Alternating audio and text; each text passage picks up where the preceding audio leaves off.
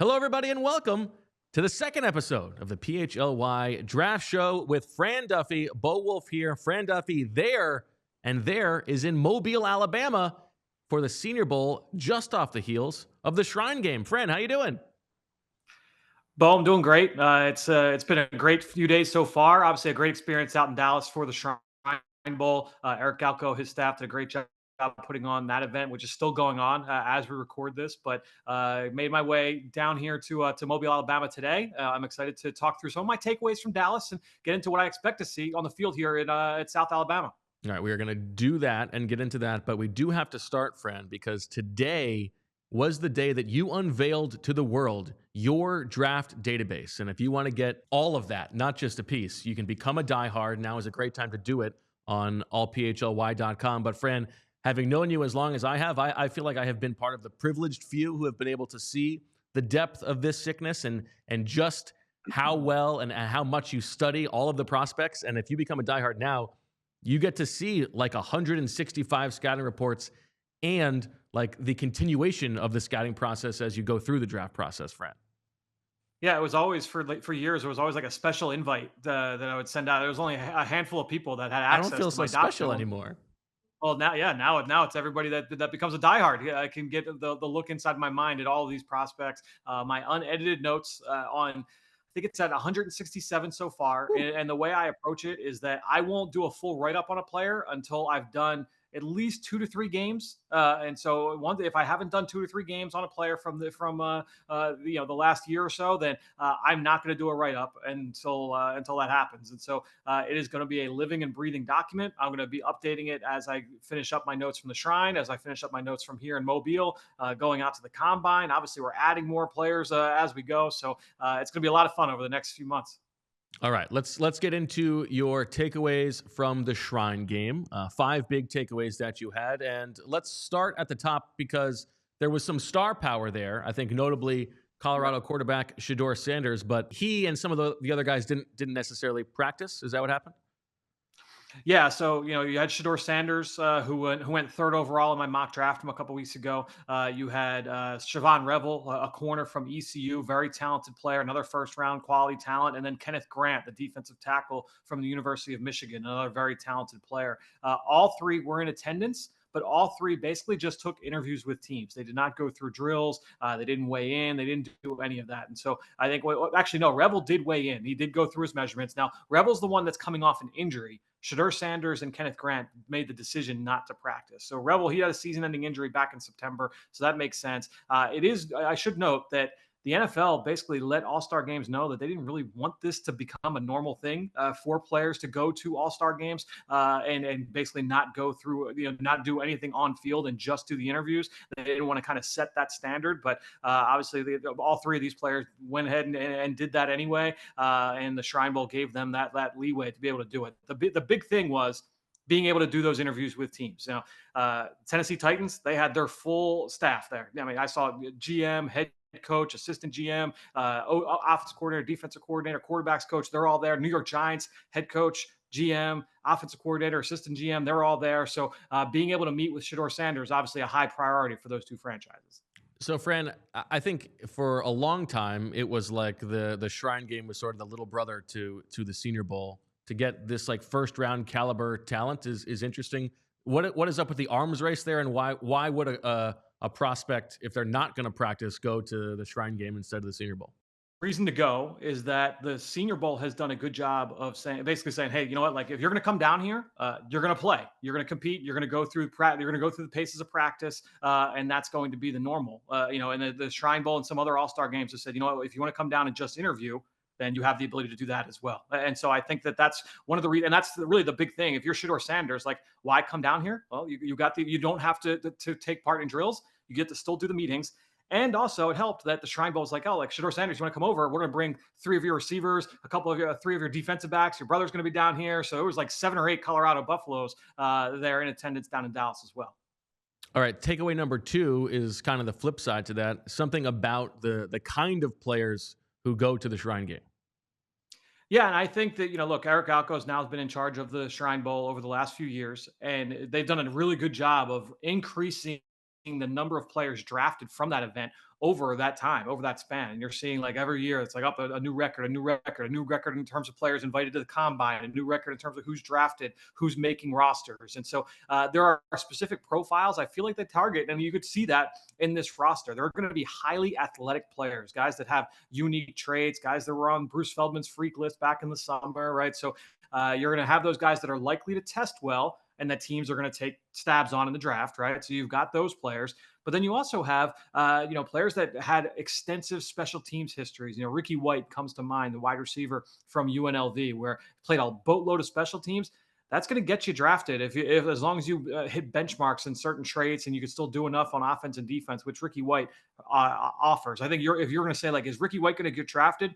If he's healthy, Ricky White's going to get drafted. Now it's a matter of like, where does he get drafted? But I think when you look at that profile, you feel pretty good. You're taking a bet that he's going to make it. And then also too, you have your like Mike linebackers. There were a couple guys out there at the Shrine Bowl where it's like, okay, like maybe it's not the highly athletic physical specimen, but they bring a skill set to the table that teams covet, and it's like, all right, well, we're gonna try and take a gamble on some of those guys and just understand, like, even if they don't test all that great, when you get to round 6, you get to round 7, you feel good that those guys are gonna hear their names called. Well, let's follow up there, Fran, because one of your takeaways was those middle linebackers at the Shrine game in particular. There were a couple guys who you thought stood out as potentially starting caliber players.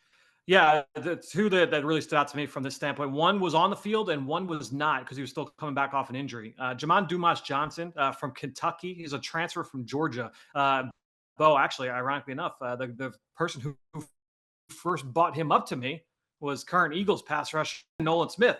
I brought him up to the year down the road, and he was a starter as a sophomore there for Georgia.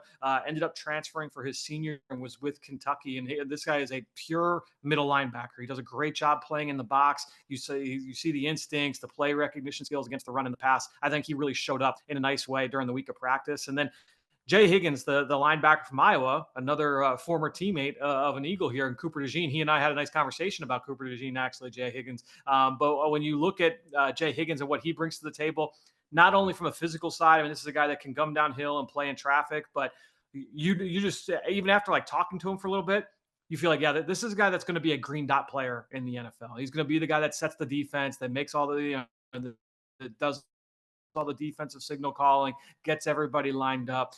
So those two players in particular, I feel pretty strongly about in terms of projecting them forward to the league in that role.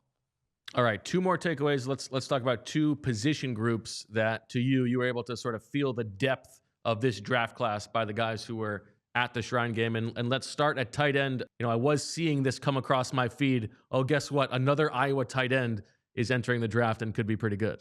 Yeah, I think when you look at Luke Lachey from Iowa, another Hawkeyes tight end, he's got good size. And what stood out to me, Bo, is that he is an outstanding route runner. He did an outstanding job. Not just, I posted one where it was a double move where he beat Shiloh Sanders on a stick nod route, and it was a really clean route. That's a double move. Like, that's designed obviously to win in those one-on-one situations. But even from the jump, everything that he did was really sharp and really crisp. And I think that showed up on film with Lachey as well. He's got really reliable hands, and he's also a good blocker. I mean, there were times in team drills where they left him one-on-one with a defensive end, and he did a good job. There was one play where he blocked a defensive tackle one-on-one in pass protection, and he held up on a completion down the field. So I think when you look at Lachey, you feel pretty good that this is a guy, again, going back to the theme from earlier, he's going to get drafted on day 3. If he goes and he tests well at the combine at that size, because he's like 255, 260 pounds. If he goes and tests well, then we're talking like what Tip Ryman was last year out of Illinois, where he went to the Shrine Bowl, ended up being a second, third round pick by the NFL. I think when you look here at what Luke Lachey did, there's a lot to like there. And then another guy that really stood out to me that I hadn't studied before making the trip down, Jalin Conyers from Texas Tech. And very first rep of one-on-ones. I said, this guy is really long. He's really loose. He's really athletic. He's got the ability to stretch vertically. And this guy caught nearly everything thrown his way over the course of the week of practice. He's someone where it's like, okay, I want to study him as soon as I can here coming up in the next few weeks. That's what gets you going, isn't it? Is the guys who you Yes. haven't studied yet, and then you'd be like, ooh, I got some work to do on this guy.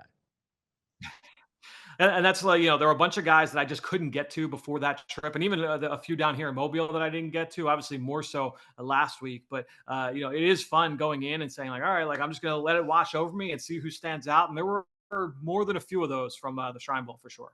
And you said also some flashes from a couple other tight ends, Oronde Gadsden and Rivaldo Fairweather. Great Yes. names. Yeah, Rivaldo Fairweather. I knew. Honestly, I included him just for you because I knew you would like the name. So I figured I'd just put that in there. He's from Auburn. He's built like a big receiver. He had some nice moments over the week. And then Oronde Gadsden Jr., familiar name if you're a longtime NFL fan. His dad was a former Miami Dolphins wide receiver, and he is built like a big receiver. Came to Syracuse as a wide receiver, and so kind of grew into that tight end frame. I was interested to see what he would weigh in at. He was listed by the Orange as 225 pounds, and he came in at 243, and he still carried it well and was able to move pretty well. So I thought it was a solid week overall for Gadsden as well. The other position group to discuss from the Shrine game that you liked was the defensive tackles, and we've got Chris in here watching the show, big Maryland fan. He's going to be excited about one of these guys. Yeah, there were three players that really stood out for me. Two of them were on the West team, and then you had another for the East team. So we'll start with Maryland defensive tackle Jordan Phillips.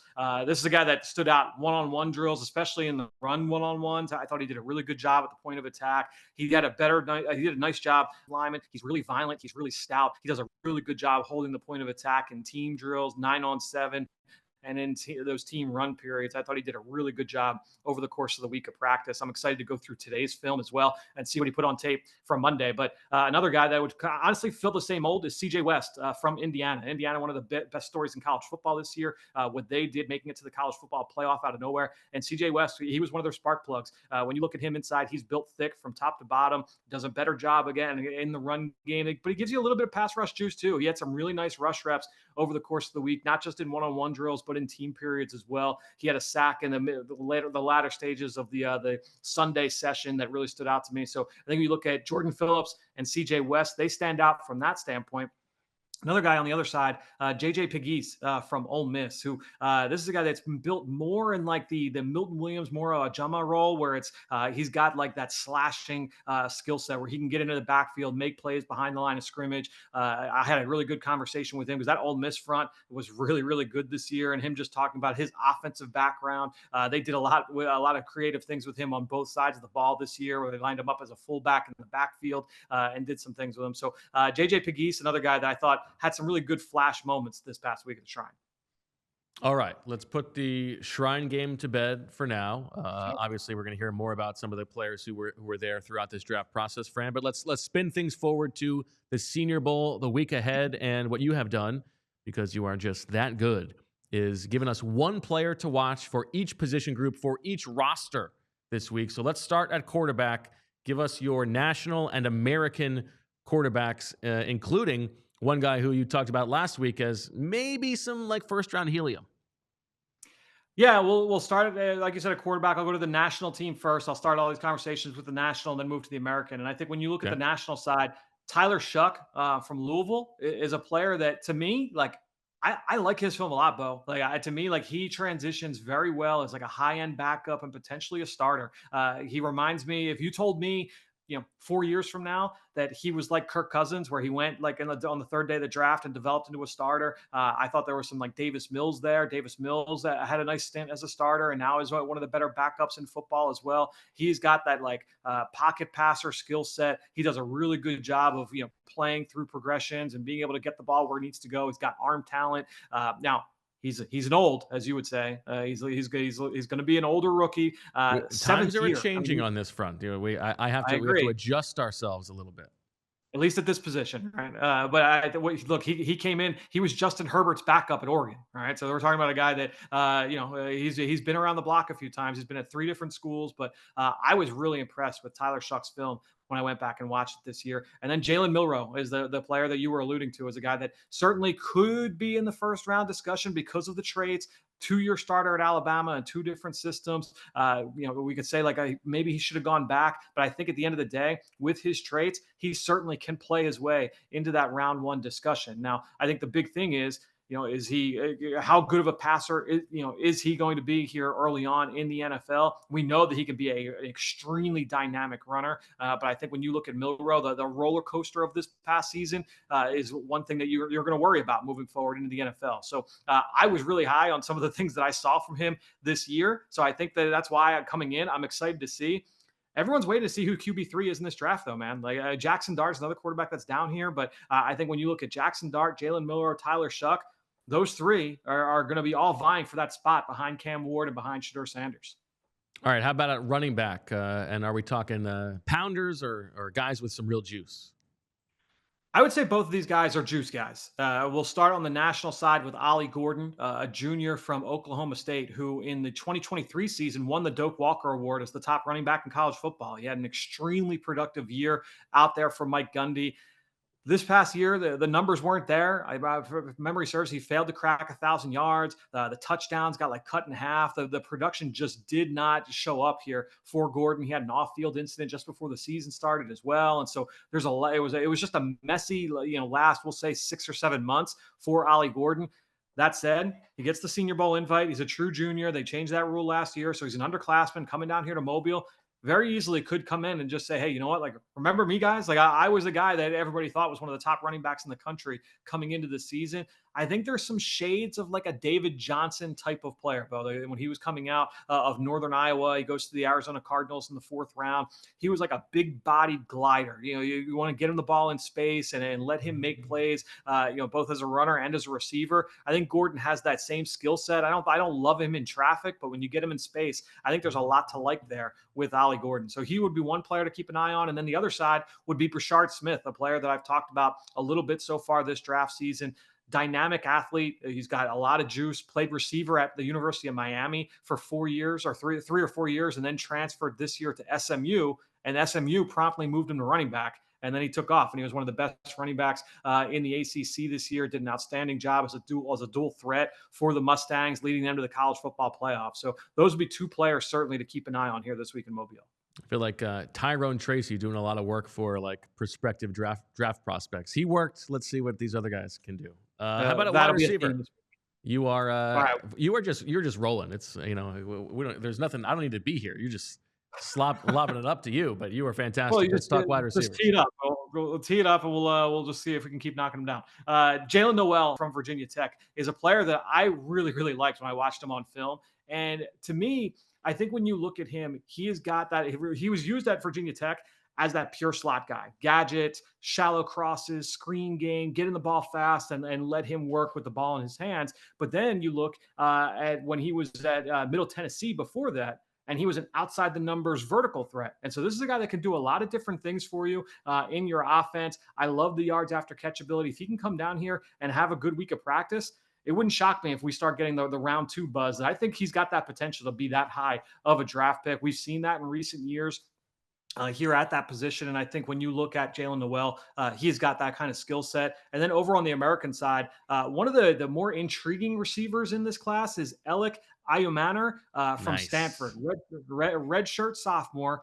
Big bodied kid. He's like 6'2 plus. But really, he had this year and then a chunk of last year after he was coming off of a major knee injury. And that cost him a chunk of last season. You could tell that he wasn't quite right yet, but he had some outstanding moments. I mean, he caught some balls over Travis Hunter in 2023 that had a lot of people excited.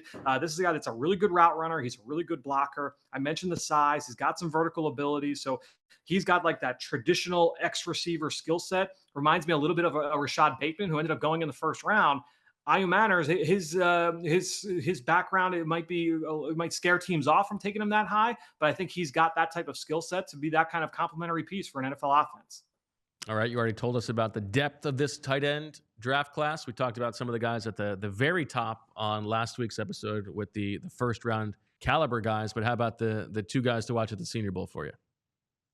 Yeah, this was a tough one because there's some really talented tight ends down here this year. One of the better tight end groups that I've seen at the Senior Bowl. We'll go to the national side where it came down to Elijah Arroyo from Miami or Harold Fannin Jr. from Bowling Green. A lot of people are really high on Fannin. I mean, ridiculous. I mean, production over 100 catches this year. Just the insane production over the course of his career. But I think when you look at Elijah Arroyo from Miami, he was essentially the number one receiver for Cam Ward this year. Xavier Restrepo's down here as well. He's like that possession slot receiver. I think he led them in catches. But when you look at like big play, X factor type of impact there for the U, it was Elijah Arroyo. And when I've gone back and studied him, I think that he can be that kind of dynamic playmaker for an NFL offense. So I am excited to see what he looks like here. And then go over to the other side, LSU tight end Mason Taylor. His dad, former Hall of Famer Jason Taylor. His uncle is a Hall of Famer, and Zach Thomas. So he's got great bloodlines on both sides of his family. And I think when you look at Mason Taylor, catches the ball really smooth, has the ability to get in and out of breaks, can improve as a blocker, and he'll get some opportunity to do that here this year or this week in Mobile. But what he can do as a pass catcher, there's a lot to be excited about his upside. All right, let's talk tackles or tackles/guards, which gives me an opportunity to say my early favorite name in the draft, Aireontae Ersery. Yeah, that's who we saw that the Eagles took in my mock draft a couple of weeks back. I do think that this is a round one player, and honestly, I'm going to just say this for both players. Okay, so it's Ariante Ersery from Minnesota on the national side, and then I want to spotlight Armand Membou over on the American side. I cut and paste for both players. This defensive line group down here in Mobile is outstanding. It's usually one of the stronger groups for the Senior Bowl every year. This week, especially so. There's a lot of round one, round two quality pass rushers here in Mobile at the Senior Bowl this year, and so I would say that these are two of the top tackle prospects in the at the event in Ersery and Membou. They come in and show that if they say if they come out and dominate. You're not talking about like back end of round one. You're talking potential top 15 type of selections here for both players. So I think we're talking a difference of millions of dollars. So a lot on the line for both of those players. It does feel like that is the position, those matchups where in the past we have seen guys really rise from like thought of as late 1, early 2 to top 15 picks. That's a thing that the Senior Bowl has done. Lane Johnson comes to mind. He was like borderline first round pick, and then worked his way all the way up to number 4. I mean, Eric Fisher, the same draft, he came and had a great Senior Bowl. Zach Martin, with the battles that he had with Aaron Donald down here, I remember those very vividly. He played his way into the top 15. So yeah, that is very much on the table for both those players. How about interior offensive linemen? Yeah, one of my favorite players in the draft, honestly, and a guy that I think I'm higher on than pretty much anybody is Gray Zabel from North Dakota State. Reminds me a lot of Graham Barton. Last year, coming out of Duke, was a left tackle, and everyone was projecting on the inside as a center. I think Zabel's got a very, very similar skill set, the same play personality. Obviously, he played tackle for the Bison these last couple of years, but he's bounced around on the interior as well. So he's got some experience on the inside. From what I understand, he's going to get some inside reps here this week in practice. I don't know if he's going to be taking snaps, but I think when you look at Zabel, this is a guy that is like just outside the first round for people. People, I think, for the most part, see him as like a second round pick. Could play his way into the first round with a strong week going up against FBS, some of the best competition in the country. And then for the American squad, let's go with Jaxson Slater from Sacramento State. He was initially slated to go to the Shrine Bowl last week. Got the call up a couple weeks ago, and now he's here for the Senior Bowl. And we know that, for small school players, you think back in years past, guys like Ali Marpet, they come down here and have that kind of, if they have a strong week, they can solidify themselves as not just round 1 picks, but potentially day 2 picks. And that's on the table here for Slater. All right. We flip sides of the ball. Let's talk about those edge guys. And we will start with someone who would make our colleague and friend, Vinny Curry, very happy. Yeah, that's Mike Green from the Thundering Herd from Marshall. I think when you look at Mike Green, how he measures in, which I think that those numbers are out now as we record this. That's going to be big because as a junior, there's no official measurements on these guys. But the bigger one is like, what does he look like against some of these top tackles? It's kind of the inverse of what we were talking about with Ersery and with Membou. Now, Mike Green, they had 2 FBS teams, 2 Power 5 teams on their schedule early on, Ohio State and Virginia Tech. He had sacks in both games, and I think he had 3 sacks between the 2. And so this is a guy that has proven production against top competition. He was a high school wide receiver, showed up at Virginia, didn't play there for 2 years, transferred to Marshall, and just took off, blew up this year from a production standpoint, and then immediately took off for the NFL. And so if he can come and just kind of carry that same disruptive ability that we saw in the season and carry that here to Mobile, I think that will be big for his stock and solidify him as a first rounder. And then going to the other side, Shemar Stewart from Texas A&M is one of the biggest conundrums in the draft. And it's the opposite. I think when you're looking at Mike Green, the traits are solid, but the production's insane. And then when you look at Shemar Stewart, he's never had more than like 1.5 sacks in his career in any season for three seasons for Texas A&M. But just the traits out of this world. He's built like an Adonis. He's tall. He's long. He's thick. He's explosive. He's powerful. Like, he's got all these traits, but the numbers haven't always been there. And honestly, even when you watch him, the traits don't always show up on film either. And so it's a little bit troublesome when you're seeing a guy that has those God-given talents don't always show up. How he looks this week, I think, will be very important for his draft stock. All right, that's an interesting one. How about the inside guys, the big honkers? Yeah, this is another good group. I think when you look at overall, there's a lot of top end talent in this class at this position. That's reflected by the fact I talked about a couple that were down at the Shrine Bowl, but even here in Mobile, there's a lot of guys that have room to elevate their stock into the first round. I went with two guys that are a little bit off the radar, though. I took an opposite approach from what I did for some of these other positions. So for me, I want to start with nose tackle Jamaree Caldwell from Oregon. Now, he was a guy that I got a little bit of a heads up on from one of his former teammates at Houston, because he did an outstanding job down there for a couple of years before transferring this year up to the University of Oregon. This is a big, long, thick nose tackle. He's built really, really well for that position. So how he looks, does he give you any juice as a rusher, or is he an early downs player only? That's a guy that I think could play his way from like the middle rounds up into day 2 with a strong week here in Mobile. And then another one is a guy that, to me, like, I think he's a top 30 talent in this draft. Now, he has been like a role player off the bench his entire career. I think he's got one career start.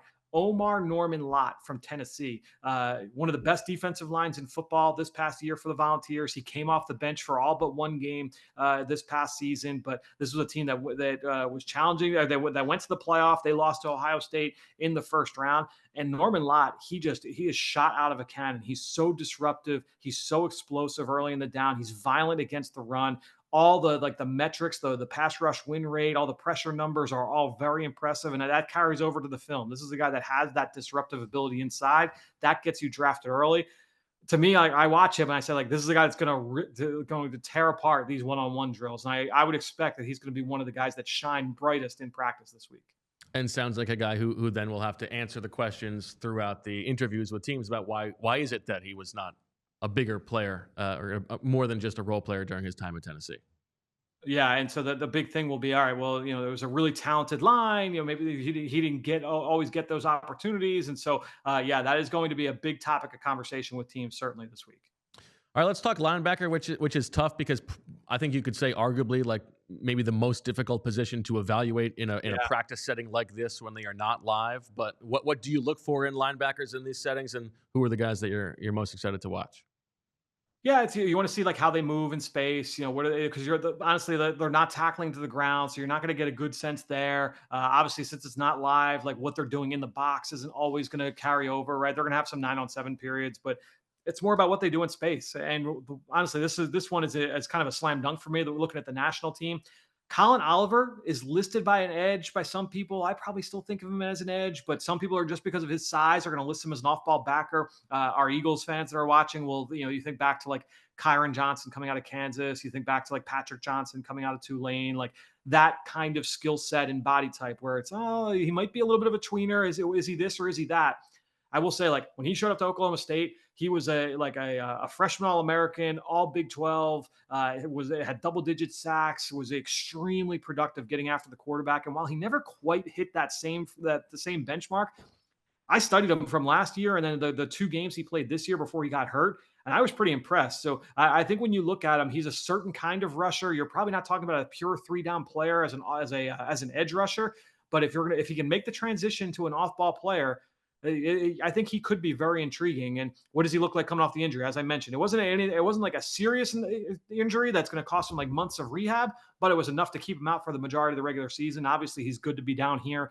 So I think Collin Oliver is one name I'm keeping an eye on. And then Demetrius Knight began his career at Georgia Tech, transferred I think then to Coastal Carolina, and then ended up this past year at South Carolina. Going back to the Tyler Shough conversation, he's a little bit older. He'll be a 25-year-old rookie. But I think when you look at his, Yeah, but he said like with Peyton Wilson, like he was extremely athletic and rangy and was really, really productive. I think when you look at Knight, the numbers didn't really come until this year, his final year on campus. But how he moves, because everyone raves about him off the field and what he brings from a mentality standpoint, what he'll bring to his future locker room.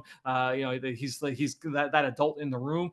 What he looks like on the field, I think, will be big, and that honestly, like that's what I want to see from him. Because if I've got no questions about the off field, it's like, all right, what can you bring between the lines? I think that will be big this week for Demetrius Knight. All right, another position where I think similarly to offensive tackle, where you get to see these guys defend in one-on-one settings, see how they move. A real opportunity to rise. Eagles fans familiar with how well Quinyon Mitchell did at the Senior Bowl last year. Who are the corners that you're most excited to watch? We'll go to the national team first, and Nebraska's Tommi Hill is a guy I think I'm a little bit higher on than everybody else right now. I was really impressed with what I saw from him early on this season. Now, the big thing with Tommi Hill, he had a foot injury. I want to say like week 4, week 5. He missed a few weeks, tried to come back, and you could just tell like it was ugly. He couldn't quite move the way that he would like to. He ended up giving up some big plays, and then they shut him down in like late October, early November. So how does he look health wise? If he's healthy, to me, he's one of the best corners here. He reminds me a little bit of like a Trayvon Diggs, Xavier Howard. He's a former receiver. He actually, in 2023, he ended up playing both ways for Nebraska, did a little bit of receiver, a little bit of corner. But this is a bigger kid, ball hawking tendencies. He can read routes at the intermediate area. He's physical and competitive coming downhill. I really liked Tommi Hill. So this is a guy that I'm really excited about if he's healthy, what he can put on tape here this week. And then on the other side, Trey Amos is a player that was in first-round mocks, over the course of the latter stages of this year. He did a nice job taking the ball away. This is another player that's a little bit older. It's his third stop. He began his career at Louisiana, transferred to play for Nick Saban at Alabama last year, and was a backup. It did not start for the Crimson Tide. Transferred again after the coaching change, went to Ole Miss and was an every game starter. And he did some good things playing in zone coverage. He's a pure zone corner. The long speed is going to be the question. So the combine, you would argue, is probably bigger for Trey Amos than this week is. But I still think, Bo, I think you were at the Senior Bowl with me the year that Desmond King came out, and Desmond King was seen as like a first rounder coming out of Iowa. And then he came and he just could not hold up in those one-on-ones. You could just tell that the speed was just too much for him and ended up falling to day 3. That's the thing you worry about with Trey Amos is how does he look in these one-on-one situations? If he holds up, I think you'll still start to hear some like back end of round 1 buzz. But if he doesn't, I think that's when people kind of temper it and he's more into the back end, maybe into like day 2, day 3. All right, let's close this bad boy out with the safeties. Yeah, we're going to go with one of my favorite safeties in this draft. That's Jonas Sanker from Virginia. I think he's a pure free safety, a top-down defender. It's like you just kind of park him back in the deep part of the field and let him be that ball hawk. Let him be a guy that can come downhill, run the alley, and finish. Again, I just think at that position, it could be tough to find players that have that skill set at his size. A former corner, when he earlier on in his life, hasn't been playing safety all that long. But I think when you look at Jonas Sanker, a lot of reasons to be excited. And he's a guy that, again, you have that ability to take the ball away. People are going to value that from an NFL draft standpoint. So Jonas Sanker would be one for the national team. And then over on the American team, I want to go to the corner, Caleb Ransaw at Tulane, who is listed as a safety. And honestly, when I watched him at Tulane, I thought this guy's going to have to move to safety. He does not run well enough to be able to play on the outside at corner. He played a lot of nickel over the course of his career, but even at nickel, I'd be a little bit worried about if he could hold up in man-to-man coverage, but I love the way he plays. When you watch Caleb Ransaw, he's really competitive. He's tough. He's instinctive. It's just a matter of can he hold up if he's left on an island? I think when you look at Ransaw, him making that adjustment to safety, I think could be big for his draft stock moving forward. All right. Great stuff, Fran. We look forward to the continuing coverage of the Senior Bowl that you will have on all the Diehard platforms. And most importantly, congratulations again on the publication of the Diehard Draft Guide, the Fran Duffy monster spreadsheet. Make sure that you sign up for that wherever you are a Diehard, but allphly.com is a good place to start. No question. It's going to be a lot of fun updating that throughout the course of the next few weeks. Like I said, all my notes from both of these events, I'll be trying to sprinkle those in the coming days. And so you can stay tuned for more, certainly on the Diehard Draft Guide.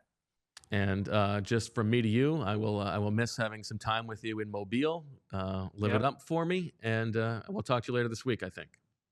Yep, sounds good, man. We'll be talking soon. All right, that'll do it for episode 2 of the PHLY Draft Show with Fran Duffy. Much more to come right here on PHLY.